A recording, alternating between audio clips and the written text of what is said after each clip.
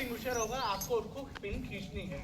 ठीक है, आप लोग सब ध्यान से देखिए, क्योंकि मैं आप में से ही अभी किसी एक को बुलाऊंगा और आपको ये चलाना है, राइट। तो पी में पिन को खींचना है। अब ये ध्यान रखना, कभी भी आपका हाथ ऊपर वाले लीवर पे नहीं होगा, आपका हाथ आपको नीचे वाले लीवर पे रखना है। और ये जो पिन है आपको इसको बाहर खींचना है, यानी आप थोड़ी सी ताकत लगा के इसको लेफ्ट राइट करके बाहर खींचेंगे, ये पिन टूट के निकल आएगी। ठीक है, अगर आप यहाँ रखोगे तो आप खुद ही इसका रास्ता ब्लॉक करोगे, आपको वहीं टाइम लग जाएगा। तो पहला स्टेप है पिन को आपको खींचना है। उसके बाद ए आता है aim at the base of fire, यानी आग की जो लव है उस पर आपको एम करना है। अब आप क्या एम करोगे, जो उसके सामने डिस्चार्ज पाइप होती है, अब इसको एम आपको नीचे करना है। अगर आपने ऊपर किया तो क्या होगा, पूरा केमिकल ऊपर ऊपर उड़ जाता है, इसलिए हमेशा नीचे की तरफ एम आपको करना है। इसके बाद आता है एस यानी स्वीच, यानी अब जो है अब आप ये लीवर को प्रेस करोगे, जैसे हम लोग डीओ यूज करते हैं उसी प्रकार आपको इसको प्रेस करना है। ये प्रेशराइज है, जितनी ज़्यादा आग होगी आप ना ज़्यादा लीवर प्रेस करोगे, जितनी छोटी आग है आप थोड़ी बार यूज करोगे। अब इसमें आपको ध्यान रखना है, जब आप इसको पहली बार चलाओगे, एक बार चला के रुक जाओ, ये देखो कि आपकी डायरेक्शन सही जा रही कि नहीं जा रही, आपको डायरेक्शन चेंज करनी है या आपको दिशा और आगे ले जाना है, आपको और आगे जाना पड़ रहा है, या अगर दो अलग अलग जगह आग लगी है तो आप यहाँ एक बार यूज करिए, रोकिए, फिर दूसरी जगह जाइए, फिर दोबारा यूज करिए। आप इसको मल्टीपल टाइम यूज कर सकते हो। फॉर्मूला पूरा हो गया 5 का? नहीं, एक एस बचा है। झाड़ू कैसे लगती है सर? राइट, ये जो मोशन होता है इसको हम बोलते हैं स्वीपिंग मोशन। तो लास्ट फॉर्मूला कहता है sweep from side to side. इसका ये मतलब है कि जब आप इसको चला रहे हैं, अगर आग किसी कार्टून में है या गोल में लगी है, आपको मौके पे देख के इसको लेफ्ट राइट स्वीप करना है। इससे ये होगा कि जो भी केमिकल जा रहा है वो पूरी तरह से आग को कंट्रोल कर पाए। आप लोग क्या साइंस बिल्कुल पढ़ाया जाता है बच्चों को, फायर भी एक साइंस है, और फायर को हम बोलते हैं फायर ट्रायंगल। इसमें 3 चीजें होती हैं, एक होता है ऑक्सीजन, एक होता है फ्यूल और एक होता है टेम्परेचर। जब भी हम कोई फायर फाइटिंग करते हैं, ये 3 में से कोई एक चीज को हम कट ऑफ करते हैं जिससे आग को हम बुझा रहे हैं। तो ये केमिकल वही काम कर रहे हैं, या तो वहाँ का तापमान खत्म कर रहे हैं, या तो उस पर ब्लैंकेटिंग यानी मटेरियल भी पूरी तरह से पाउडर का फैल रहा है, या उसका जो इनिशियल टेम्परेचर है उसको हम अलग कर रहे हैं। आग लगने के लिए ऑक्सीजन जरूरी है। जो फायर एक्सटिंग्विशर होते हैं इसमें 2 प्रकार की गैस है, नाइट्रोजन एंड कार्बन डाइऑक्साइड। तो ये ऑपोजिट गैस जो है नाइट्रोजन को कट ऑफ करती है, जिसकी वजह से आग हम बुझा पाते हैं। ठीक, अब ये एक्सटिंग्विशर चलाते वक्त 2 चीज़ों का ध्यान रखना है। एक तो आपको डिस्टेंस रखना है, आग से हमेशा 5 फीट की दूरी रखनी है, आपको ज़्यादा पास नहीं जाना है। आज जो हम ड्रिल कर रहे हैं ओपन स्पेस पे कर रहे हैं, पर कभी ऑफिस में या लैब में जब आप अंदर जाओगे आपको हमेशा 5 फीट की दूरी रखनी है। दूसरा, आपका जो ये बैक है ये हमेशा एग्जिट की तरफ होना चाहिए। अगर मुझे मालूम है कि यहाँ दरवाजा है तो मेरी पोजीशन इस प्रकार होनी चाहिए। होता ये है कि अगर आपकी पोजीशन सही नहीं हुई तो हो सकता है फॉल सीलिंग से कुछ गिर जाए या कुछ ग्लास अलग प्रकार का हो जाए, तो आप वहीं पे फंस जाओगे, राइट।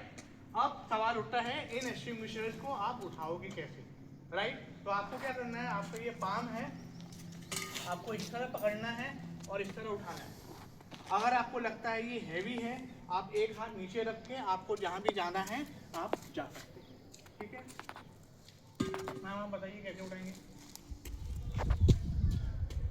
अच्छा, आग लग जाए तो वो ABCD तो याद ही नहीं रहेगा कि ये किस पर चलाना है, रोज थोड़ी यूज करते एंड नॉट नेसेसरी कि जब आप इसको चलाएंगे तो आपको उठाना है, आप इसको ग्राउंड लेवल पे रखे भी इसको चला सकते हैं, जरूरी नहीं है आपको इसको उठा के चलाना है, राइट। अब आप लोग रिवाइज कर लीजिए, फॉर्मूला क्या है, पहले क्या करते हैं हम लोग, तो उसके बाद एम है, एम करेंगे, उसके बाद एंड लास्ट स्वीप। आप तब करोगे जब आपको मौके पे लगेगा कि ऐसी जरूरत है।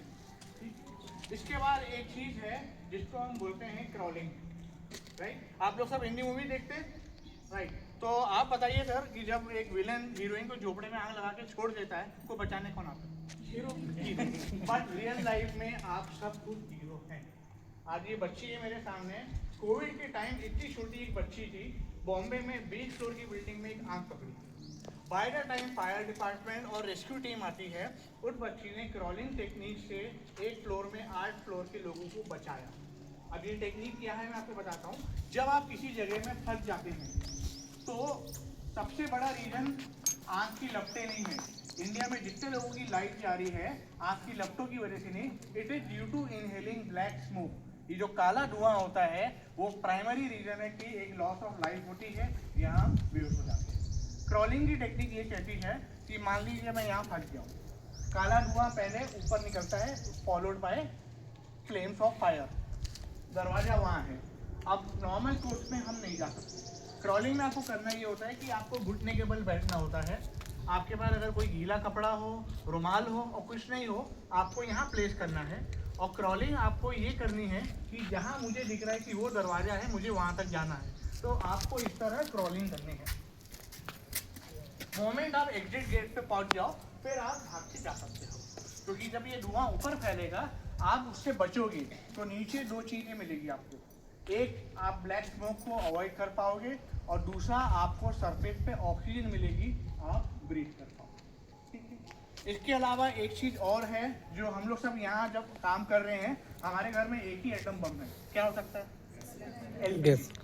एलपीजी को लेके बहुत सारे मिसकंसेप्शन है कि जब आग लग गई यानी बिल्डिंग उड़ जाएगी। हम लोग पैनिक हो जाते हैं, घबरा जाते हैं, और अगर घर से भी फ़ोन आता है लीक हो रही है, आपके पास सोल्यूशन नहीं है। ठीक है, यहाँ एलपीजी सिलेंडर नहीं है, मैं नेक्स्ट सेशन में आपको कवर करूँगा, बट आपको एक ही चीज़ टिप दे रहा हूँ अभी। एलपीजी सिलेंडर जब आप यूज़ करते हैं और आप देखते हैं कि ख़त्म हो रही है गैस, ठीक है, सर को आमंत्रण किया है, पूरी खिला के भेजनी है, गैस खत्म हो रही है, आप लोग क्या करोगे बताइए?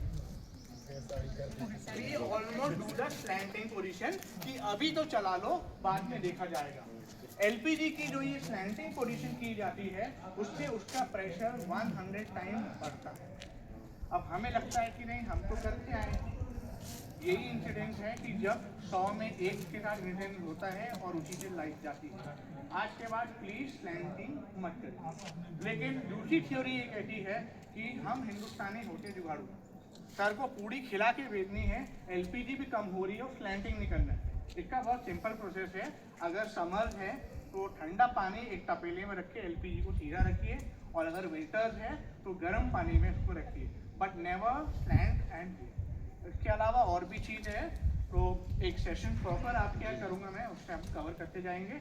आज टाइम ज़्यादा नहीं है, आप लोगों ने टाइम दिया। मेरा मेन ऑब्जेक्टिव है कि हम एक अवेयरनेस की पहल शुरू करें आज, ठीक है। तो आपको मैंने बता दिया है फायर एक्सटिंग्विशर कैसे उठाना है, कैसे चलाना है और डिस्टेंस कैसे मेंटेन करना है, राइट। तो सर हम लोग इसका बिल कर सकते हैं, ठीक है।